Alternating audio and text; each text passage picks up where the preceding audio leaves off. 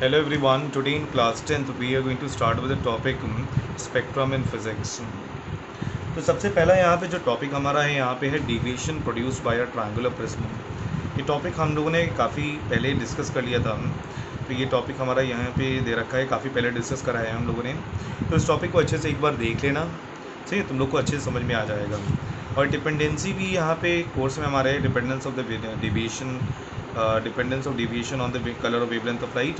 तो ये भी टॉपिक्स हम लोगों ने डिस्कस करे थे यहाँ पे, dependence on the deviation on the angle of incidence, on the material of the prism, on the angle of prism. और ये भी हमारा ये जो टॉपिक यहाँ पे दिया हुआ है यहाँ पे, dependence on the wavelength of light, तो ये भी टॉपिक यहाँ पे कवर हो जाएगा। तो मैं इसके आगे बढ़ता हूँ, आगे से यहाँ पे डिस्कस करता हूँ।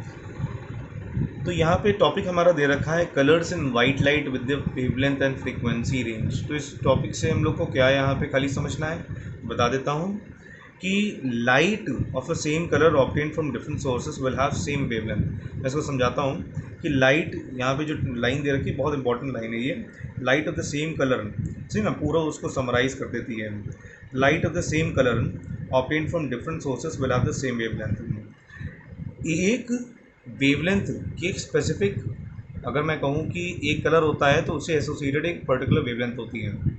वही उसी को मैं उल्टा बोल दूँ तो वो भी वही सही है कि एक वेवलेंथ कैरेक्टरिस्टिक होती है पर्टिकुलर कलर की, सही ना, उसका कोई भी सोर्स हो। हाँ, तो जो एक वेवलेंथ होती है उसका एक पर्टिकुलर कलर होता है और उसका कोई भी सोर्स हो, उससे वो इंडिपेंडेंट है। यहाँ पे ये सब टॉपिक्स हम लोग के ज़्यादा उससे मतलब नहीं है। और जो हम लोग के मेन कोर्स में जो टॉपिक्स हैं वो हम लोग ले के चलते हैं यहाँ पे। तो ये हमारा जो है ये न्यूटन्स एक्सपेरिमेंट, एक्चुअली हुआ क्या था कि न्यूटन ने यहाँ पे जो डिस्पर्शन वाला टॉपिक है, डिस्पर्शन स्पेक्ट्रम, तो ये सब डिस्पर्शन की जो डिस्कवरी हुई थी तो वो सब न्यूटन के बारे में हुआ था। तो न्यूटन ने डिस्कवर करा था। और यहाँ पे है क्या, यहाँ पे वाइट लाइट आने दे रहे हैं हम लोग, यहाँ पे क्या अपर्चर से, सही ना, नैरो अपर्चर से यहाँ से लाइट ला रहे हैं हम लोग। नैरो अपर्चर मैं तुम्हें समझाता हूँ, जैसे कि एक विंडो में एक होल होता है तो उससे लाइट आ रही होती है ना, बहुत ही पतले स्लिट से। तो वैसे ही ये वाइट लाइट आ रही है यहाँ पे। अब white light is a combination of colours, हाँ, कॉम्बिनेशन ऑफ डिफरेंट कलर्स। अब यहाँ पे तो होता क्या है कि उसकी सेम स्पीड रहेगी। हाँ, वाइट लाइट में यहाँ पे all the colours will have the same speed when they are travelling in air. हाँ, और वो कंबाइन होकर के वाइट लाइट यहाँ पे फॉर्म करेंगे।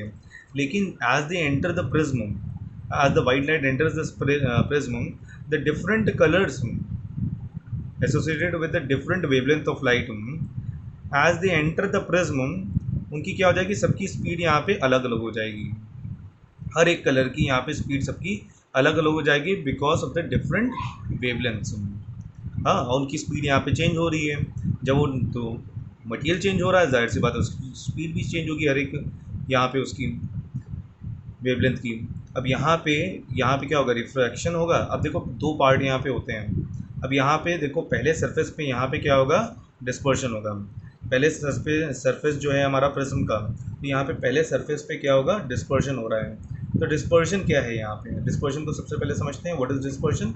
Dispersion is a splitting of white light. देखो वाइट लाइट यहाँ पे क्या कर रही है, स्प्लिट कर रही है।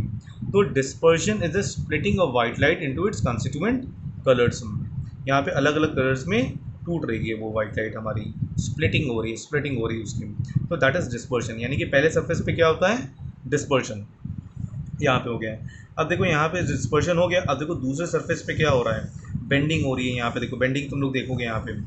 अब यहाँ पे दूसरे सरफेस पे है, on the second surface of the prism only refraction takes place. यहाँ पे डिस्पर्शन नहीं होगा, ओनली रिफ्रैक्शन। डिस्पर्शन तो यहाँ पे हो चुका है पहले सरफेस पे।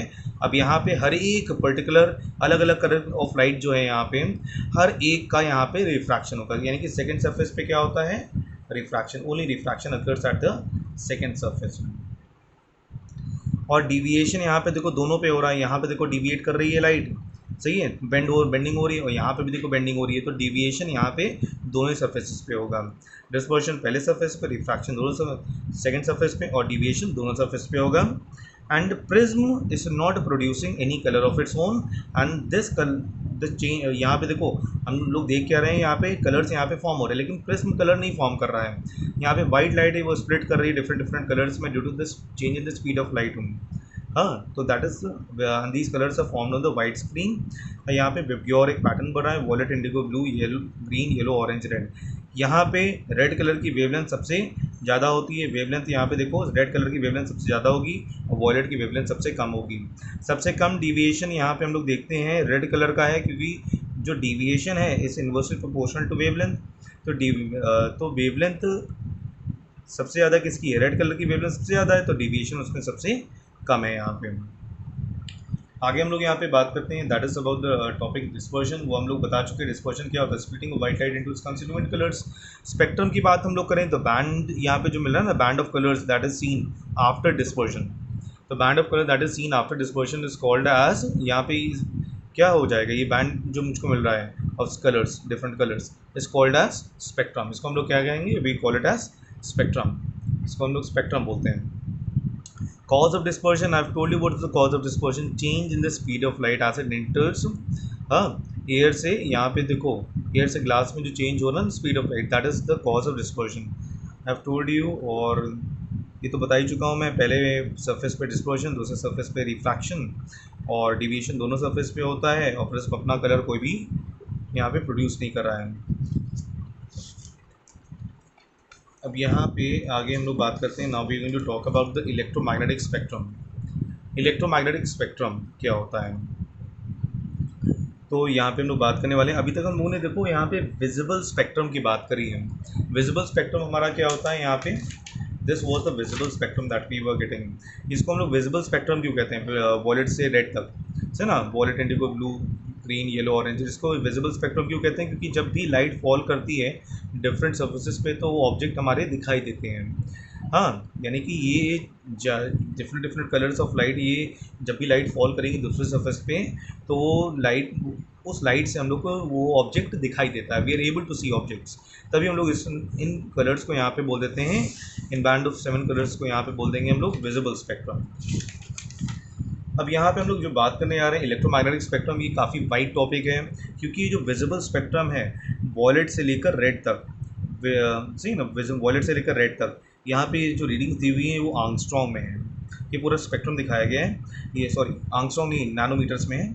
यहाँ पे 400 nanometre to 800 nanometre, 400 nanometre to 800 nanometre यहाँ पे जो रीडिंग्स दे रखी है, यहाँ पे ये विजिबल स्पेक्ट्रम है हमारा, वॉयलेट, इंडिगो, ब्लू, ये हाँ से लेकर रेड तक यहाँ पे दे रखा है। अभी इंक्रीजिंग वेवलेंथ है, यहाँ पे वेवलेंथ इंक्रीज कर रही है और यहाँ पे वेवलेंथ इस साइड डिक्रीज कर रही है। गामा रेस इनकी वेवलेंथ कम होगी, उससे ज़्यादा वेवलेंथ होगी यहाँ पे एक्स रेस की, उसके बाद में वॉयलेट रेस की उसकी ज़्यादा वेवलेंथ होगी, फिर विजिबल्स, इंफ्रारेड, माइक्रोवेव, रेडियो वेव्स। एक चीज़ और मैं बता दूँ, यहाँ पे जो एनर्जी होती है ना, energy is inversely proportional to wavelength. तो यानी कि वेवलेंथ जितनी कम होगी उतनी ही एनर्जी एसोसिएटेड क्या होगी, ज़्यादा होगी। तो energy is inversely proportional to wavelength, तो यानी कि इनकी वेवलेंथ यहाँ पे क्या है, वेवलेंथ कम है तो इनकी एनर्जी यहाँ पे सबसे ज़्यादा होगी, इसकी एनर्जी सबसे ज़्यादा होगी, फिर उसकी कम से कम, उससे फिर ऐसे ऐसे यहाँ पे ऑर्डर हो गया। विजिबल स्पेक्ट्रम यानी कि वॉयलेट के बियॉन्ड वाला है, वॉयलेट से पहले वाले जितने भी हैं उनको हम लोग देख लें। यहाँ पे 10 नैनोमीटर से 400 नैनोमीटर तक ये वॉयलेट अल्ट्रा वॉयलेट स्पेक्ट्रम है।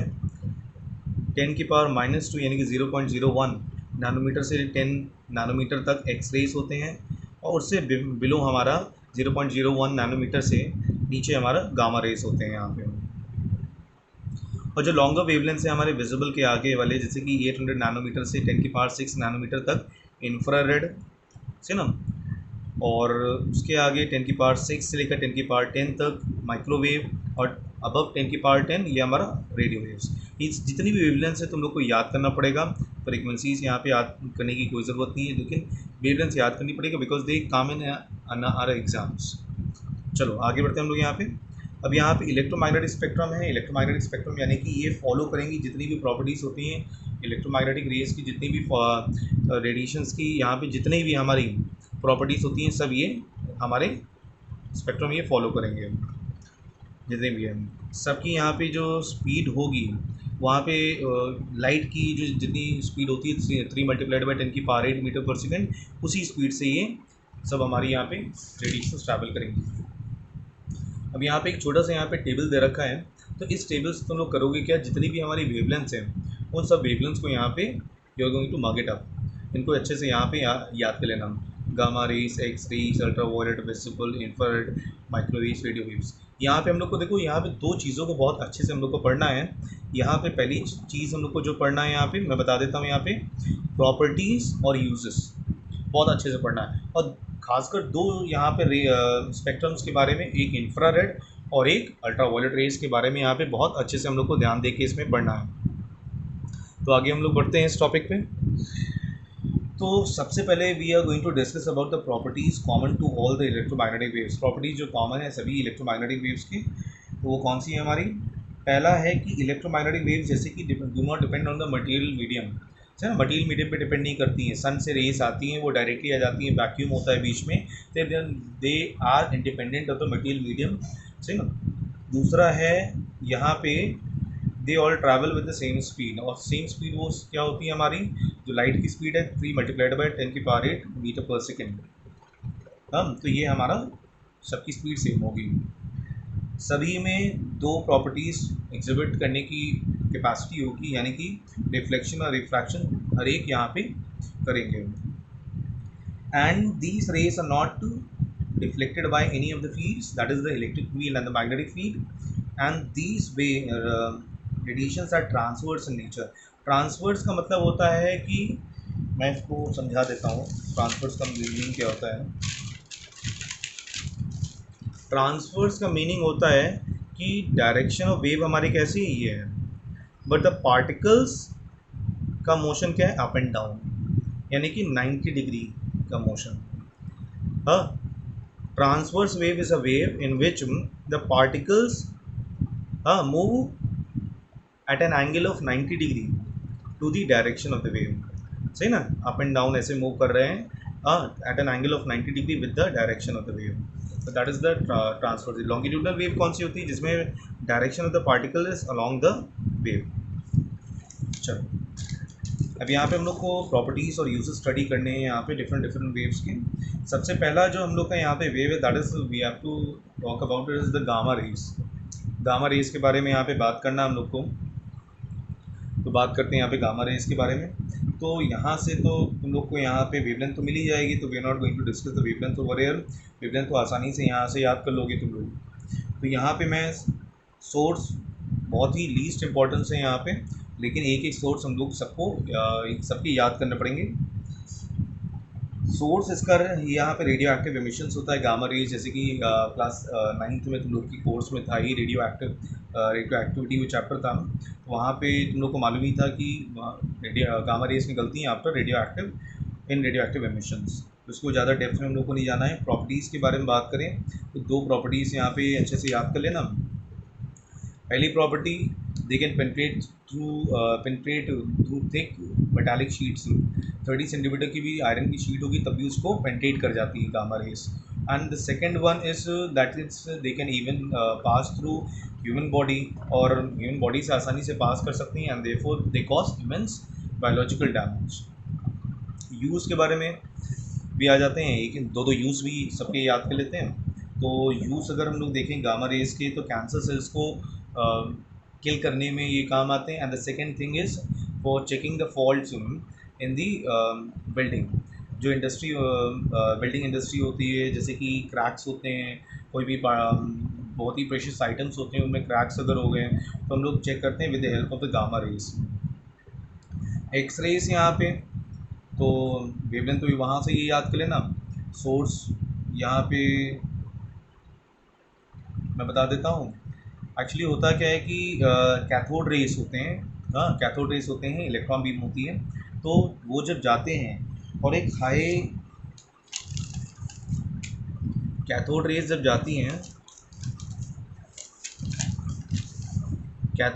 जाती हैं, और यहाँ पे एक हैवी मेटल टारगेट लगा हुआ है, और कैथोड रेस जब स्ट्राइक करेंगी एक हैवी मेटल टारगेट का जिसका बॉइलिंग पॉइंट बहुत हाई है कि मेल्ट ना कर जाए, तो उससे जो रेस यहाँ पे निकलती हैं वो तुम्हारी यहाँ पे एक्स रेस होती हैं।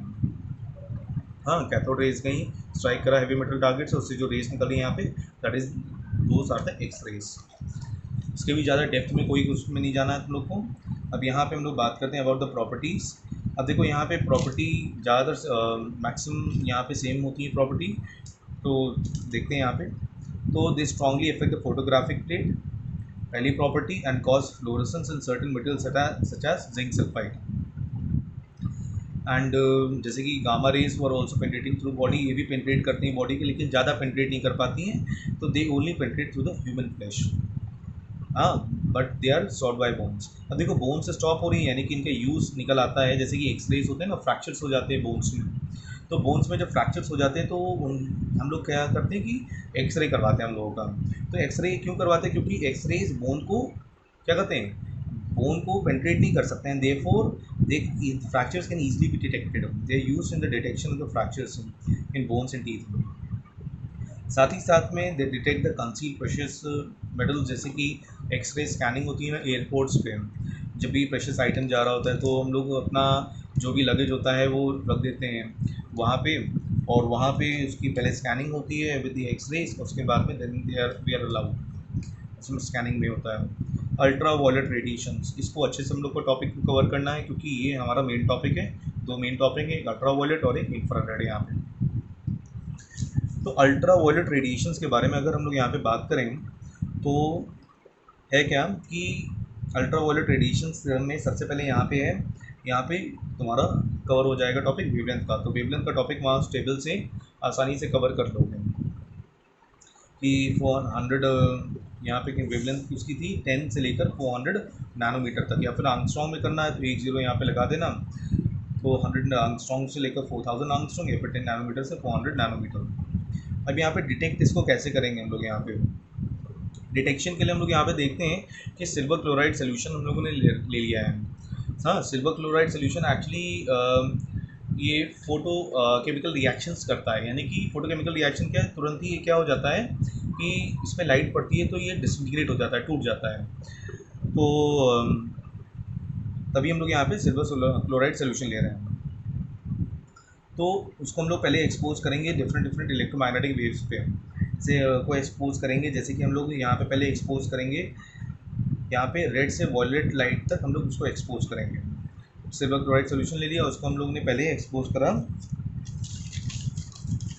सिल्वर क्लोराइड सोल्यूशन है और सिल्वर क्लोराइड सोल्यूशन इसमें रखा हुआ है, और हम लोग ने एक्सपोज करा इसको पहले किसमें, वॉयलेट से लेकर के रेड से लेकर के वॉयलेट एंड तक हम लोगों ने इसको एक्सपोज करा। तो हम लोग देखेंगे इसमें कोई भी चेंज नहीं होगा, there will be no change when the visible spectrum is allowed to fall on silver chloride solution, कोई भी चेंज नहीं होगा, सोल्यूशन विल रिमेन अनअफेक्टेड। और जैसे यहाँ पे वॉयलेट एंड के बियॉन्ड, हाँ बियॉन्ड वॉयलेट एंड वहाँ पे कौन है, अल्ट्रा वायलेट रेडिएशंस हैं। तो अल्ट्रा वायलेट रेडिएशन जैसे इस पे फॉल करेंगे तो हम लोग देखेंगे इसका सोल्यूशन का जो कलर है इट विल चेंज। इसका सोल्यूशन का कलर क्या हो जाएगा, पहले वॉयलेट हो जाएगा और वॉयलेट से धीरे धीरे उसका फाइनली यहाँ पे ब्राउन, है ना, डार्क ब्राउन यहाँ पे इसका सोल्यूशन का कलर हो जाएगा। As ultra violet radiations fall on it, हाँ बियॉन्ड वॉयलेट, तो वहाँ इसका कलर जो हो जाएगा सिल्वर क्लोराइड का, ये वॉयलेट से डार्क ब्राउन कलर चेंज हम लोग देखेंगे। बिकॉज अल्ट्रा वॉयलेट, देखो यहाँ पे क्यों हम लोग यहाँ पे कलर चेंज देखते हैं, because chemically ultra violet radiations are more active than the visible light, और यहाँ पे फोटो केमिकल चेंज उसमें अकर कर जाता है सिल्वर क्लोराइड में, and therefore we see the colour change over there. तो सेकंड डिटेक्शन हम लोग कैसे कर सकते हैं यहाँ पे, with the help of the photographic plates, यहाँ पे सेकंड डिटेक्शन हो सकता है। एंड द थर्ड डिटेक्शन यहाँ पे बताया गया है, दैट थर्ड यहाँ पे जो पॉइंट है उसको मैं अच्छे से क्लैरिफाई यहाँ पे कर दूँगा। तो एक चीज़ है यहाँ पे जो दिया हुआ है कि ultra violet radiations are also called actinic rays. So ना एक्टिनिक रेज क्या होती है, because these rays are produced by the photochemical effect and therefore these are called as the actinic rays. Actinic यानी कि फोटोकेमिकल इफेक्ट से ही produce हो रही है and therefore we call them as actinic rays. अब यहाँ पे सोर्सेज की बात कर लेते हैं अल्ट्रा वायलेट रेडिएशंस की। सोर्सेस यहाँ पे कोई भी एक सोर्स यहाँ पे याद कर लो, एक या मैक्सिमम 2 सोर्सेस। यहाँ पे इलेक्ट्रिक आर्क्स है ना, जो इलेक्ट्रिक आर्क्स होते हैं, और दूसरा मरकरी वेपर लैम्प, 2 सोर्स यहाँ पे याद कर लो। तीसरा नेचुरल सोर्स है, वो तो तुम लोग को मालूम ही है, सन होता है। Sun gives ultraviolet radiations, but ultraviolet radiations are harmful for us. तो ओजोन लेयर होता है which is present in the stratosphere, which prevents us from the harmful UV rays of the sun. तो UV रे से protect करता है। आजकल क्या हो रहा है कि जो स्ट्रेटोस्फेयर में ओजोन लेयर है वो धीरे धीरे डिप्लीट हो रहा है। अंटार्कटिका के ऊपर एक 25 किलोमीटर के रेडियस का काफ़ी बड़ा वहाँ पे डिप्लीशन एक होल बन गया है। वो सब बड़ा टॉपिक है, हम लोग आगे अपने टॉपिक पे बढ़ते हैं। तो properties of ultraviolet radiations, ultraviolet radiation जो टॉपिक दिया हुआ था ना, वो सेम टॉपिक यहाँ पे दिया है, तो ये टॉपिक हम लोग कवर कर लेंगे। पहले फर्स्ट प्रॉपर्टी, तो ultraviolet radiations actually quartz prism से पास कर जाते हैं। मैं तुम्हें एक चीज़ बता दूँ, एक एग्ज़ाम में 2 नंबर का क्वेश्चन आता है, गिव रीज़न का क्वेश्चन आएगा, वो यहाँ से है। तो क्वेश्चन बोलेगा, मैं पहले यहाँ पे बता देता हूँ, उसके बाद में क्वेश्चन बताता हूँ। एक्चुअली होता है कि अल्ट्रावायलेट रेडिएशन जो क्या करते हैं, they can pass through quartz but they are absorb by the glass. तो अल्ट्रावायलेट स्पेक्ट्रम अगर मुझे यहाँ पे प्रोड्यूस करना है, we have to produce an ultraviolet spectrum, so we use a quartz prism. I'm again repeating, if we have to produce an ultraviolet spectrum, we will use a quartz prism, but we will not use a glass prism. We are not going to use the glass prism because the glass prism will absorb the UV rays. Glass prism क्या करता है, ultraviolet radiations को absorb करता है, तभी हम लोग glass यहाँ पे यूज़ नहीं करेंगे। अब एग्जाम में क्वेश्चन आएगा, why we do not use a glass prism for producing ultraviolet radiations. We do not use a glass prism for producing ultraviolet radiations because the glass prism absorbs the ultraviolet radiations, but a quartz prism क्या करता है, a quartz prism allows the ultraviolet radiations to pass through it, and therefore the ultraviolet spectrum can be formed by the quartz prism. बाकी की यहाँ पे properties तो same ही है हमारी इलेक्ट्रोमैग्नेटिक वेव से, that is they can travel with speed of 3 multiplied by 10 की power 8 metre पर second. They strongly affect the photographic film, are chemically more active than the visible light, and they cause fluorescence on striking the zinc sulphide screen. कोई भी 3 या 2 property, maximum 3 to 4 properties यहाँ पे याद करना. वैसे मैं कहूँगा 3 प्रॉपर्टी सबकी याद कर लो. हाँ, 3 प्रॉपर्टी सबकी यहाँ पे याद कर लेना. आगे हम लोग यहाँ पे बात करते हैं about the harmful effect of the ultraviolet radiations. Actually होता क्या है कि अल्ट्रावायलेट रेड्स अगर आपके स्किन पे पड़ती हैं, हाँ, अगर आपकी बॉडी पे पड़ जाते हैं तो क्या होता है, स्किन कैंसर करते हैं, आइस में कैटरैक्ट हो जाता है. तो these are some of the things which are caused by the ultraviolet radiations. आगे हम लोग बढ़ते हैं uses of the ultraviolet radiations. Sterilising purpose में होता है इसका यूज़ पहला, साथ ही साथ में detecting the purity of James and producing vitamin D in food of plants and animals. आजकल कोरोना वायरस चल रहा है, तो उसके भी हम लोग के कुछ इक्विपमेंट्स आ रहे हैं, कुछ डिवाइसेस आ रहे हैं जो अल्ट्रावायलेट रेडिएशंस प्रोड्यूस करती हैं, और उनको वो स्टेरलाइज हम लोग जो कोरोना वायरस है, अगर कोई भी आर्टिकल में लगा हुआ है, कोई भी जैसे कि फॉर एग्जांपल कोई भी सामान हो गया उसमें लगा हुआ है, कोरोना वायरस है, तो हम लोग करेंगे क्या हो कि यूवी रेज से अगर उसको पास करा दें तो स्टरलाइज हो जाएगा. उसके जितने भी वायरसेस हैं उसमें वो दे विल बी किल्ड. आगे हम लोग बात करते हैं, we will talk about visible light. Visible light का तो हम लोग को मालूम है 400 नैनोमीटर से 800 नैनोमीटर, या फिर 4000 आंगस्ट्रॉन्ग से 8000 आंगस्ट्रॉन्ग. दोनों याद करोगे तुम लोग. आंगस्ट्रॉन्ग में अगर तुम लोग को याद करना है तो खाली 1 0 वहाँ पे बढ़ा दोगे, और नैनोमीटर में तो 1 0 वहाँ पे कम होगा. 400 नैनोमीटर से 800 नैनोमीटर, 4000 आंगस्ट्रॉन्ग से 8000 angstrom. As we are able to see things in the presence of the visible light, तभी इनको हम लोग विजिबल स्पेक्ट्रम ये भी यहाँ पे कहते हैं. सोर्सेस इसके बहुत सारे हो गए, ट्यूबलाइट हो गया, बल्ब हो गया, हमारा बहुत सारे सोर्सेस हो गए. यूजेस इसके क्या होते हैं, फोटोसिंथेसिस में यूज़ हो गया, फोटोग्राफी में यूज़ हो गया, and you are able to see things. ये सब चीज़ें होगी. इंफ्रारेड रेडिएशंस की अगर हम लोग बात करें तो जितने भी हॉट ऑब्जेक्ट्स होते हैं, जितने भी काफ़ी हॉट ऑब्जेक्ट्स होंगे ना, तो वो इंफ्रारेड रेडिएशंस तुम्हारे प्रोड्यूस करते हैं. तो यहाँ पे सबसे पहले यहाँ पे डिटेक्शन करते हैं. यहाँ पे इसको डिटेक्ट कैसे करेंगे, हम लोग ने करा क्या, यहाँ पे डिटेक्ट करने के लिए हम एक थर्मोमीटर हम लोगों ने ले लिया है. यहाँ पे हम एक थर्मोमीटर ले लेंगे, और थर्मोमीटर का जो बल्ब है यहाँ पे तो बल्ब को हम लोग ब्लैक कर देंगे, है ना, ब्लैक कर देंगे। यहाँ पे ब्लैक टेप बांध दो या फिर कुछ भी इसको ब्लैक कर दो।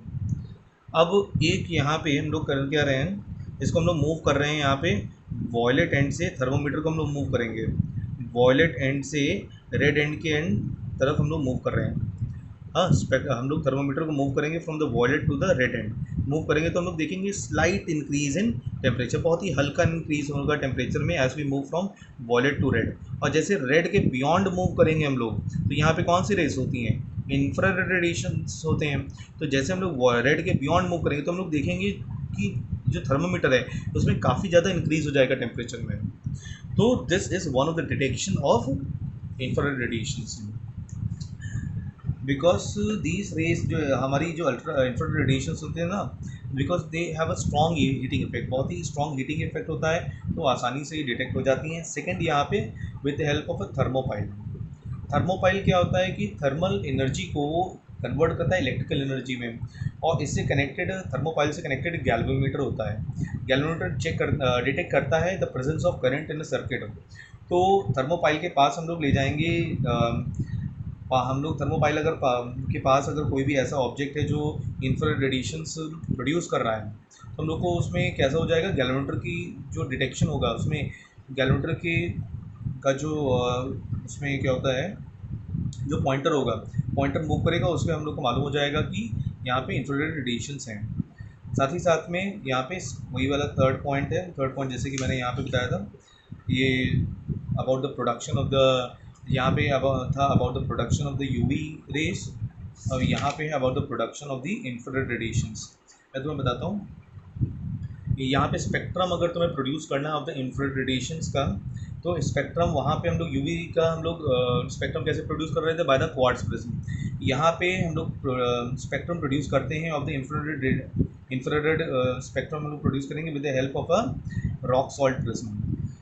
सेम क्वेश्चन एग्जाम में आता है, why we do not use a glass prism for the production of the infrared for the production of infrared spectrum, because glass prism क्या करता है, एब्जॉर्ब करता है इंफ्रारेड रेडिएशंस को, और यहाँ पे रॉक सॉल्ट प्रिज्म होता है that allows the infrared radiations to pass through it, and therefore we are using the rock salt prism.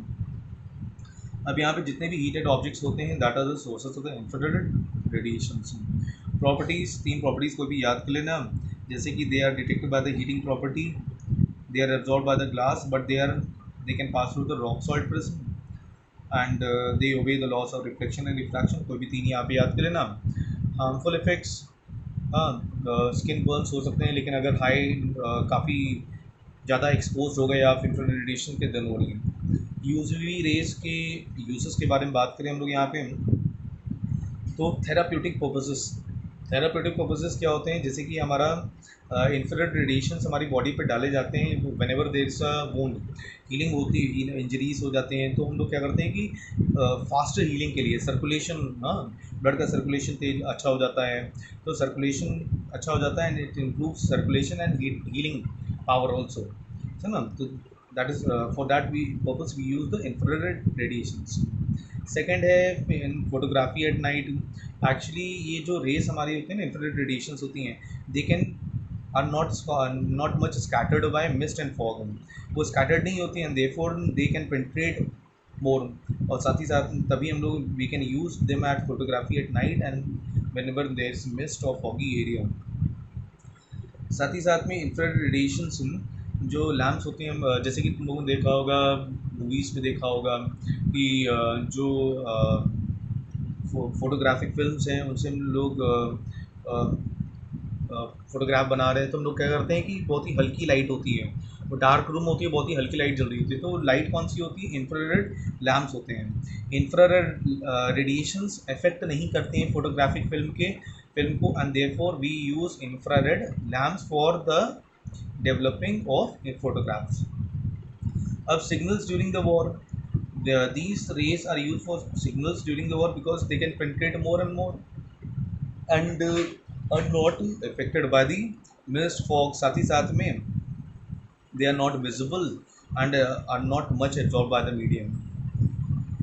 Remote controls होते हैं टेलीविजन और अदर गैजेट्स जितने भी होते हैं, तो उनमें क्या आगे लगा रहता है इंफ्रारेड सेंसर लगा होता है। एमआई के फ़ोन्स आते हैं तो वो भी इंफ्रारेड सेंसर्स पे काम करते हैं, एंड दे कैन ईजिली आपके जितने भी रिमोट वाले ऑब्जेक्ट्स जैसे कि टीवी हो गया, एसी हो गया, उसको आसानी से चला सकते हैं। माइक्रोवेव्स की यहाँ पे बात करेंगे तो माइक्रोवेव्स का सोर्स हमारा क्रिस्टल ऑक्सीलेटर होता है। क्रिस्टल ऑक्सीलेटर क्या करता है? क्रिस्टल ऑक्सीलेटर एक छोटा सा इक्विपमेंट होता है, इलेक्ट्रिकल इंस्ट्रूमेंट होता है। उसमें होता है कि क्रिस्टल होता है, क्रिस्टल वाइब्रेट करेगा और वाइब्रेट करके वो इलेक्ट्रिकल सिग्नल्स उसमें प्रोड्यूस होते हैं। तो इनका यूजेस कहाँ कहाँ हो गया? माइक्रोवेव्स में, माइक्रोवेव ओवन्स होते हैं उनके उसमें यूज़ हो गया, रडार कम्युनिकेशन में यूज़ हो गया। लेकिन सबके वेवलेंथ यहाँ पे अच्छे से याद करना, वेवलेंथ एग्जाम में आते हैं। रेडियो वेव्स की अगर बात करें यहाँ पे रडार कम्युनिकेशंस में यूज़ हो गया है। जितने भी यहाँ पे मैंने यहाँ पे बताए हैं, gamma, X rays, ultra violet radiations, visible light, हाँ, और विजिबल लाइट हो गया, इंफ्रारेड रेडिएशंस हो गए, माइक्रोवेव्स हो गए, रेडियो वेव्स हो गए, तो सबकी वेवलेंथ यहाँ पे याद करना। वेवलेंथ याद करने के बाद में 3 प्रॉपर्टीज़ और 2 यूजेस, साथ ही साथ में स्पेशल रेफरेंस देना है यहाँ पे इंफ्रारेड और यूवी रेस में, बहुत ज़्यादा स्पेशल रेफरेंस देना। उसमें देखो डिटेक्शन बहुत अच्छे से देखना उनका, और वहाँ पे एक चीज़ याद करना है, इसका 2 नंबर का रीज़न जो आता है यूवी रेस का, जो ये रीज़न आता है वो रीज़न हमारा हो गया क्वार्ट्ज प्रिज्म वाला, बिकॉज क्वार्ट्ज प्रिज्म वाला रीज़न हो गया, और इसका जो रीज़न होता है वो रॉक सॉल्ट प्रिज्म हो गया इंफ्रारेड रेडिएशंस का। So we will begin with the second, यहाँ पे जो बाकी हम लोग का सेकेंड वाला पार्ट है तो हम लोग कल बिगिन करेंगे। Thank you for today.